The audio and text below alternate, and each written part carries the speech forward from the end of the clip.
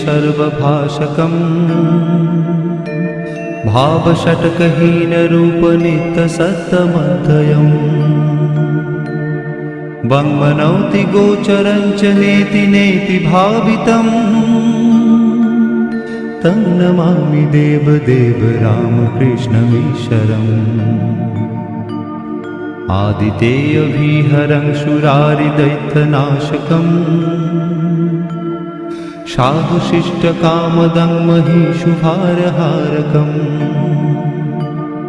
सत्मरूपतत्तकं युगे युगे च दर्शितम्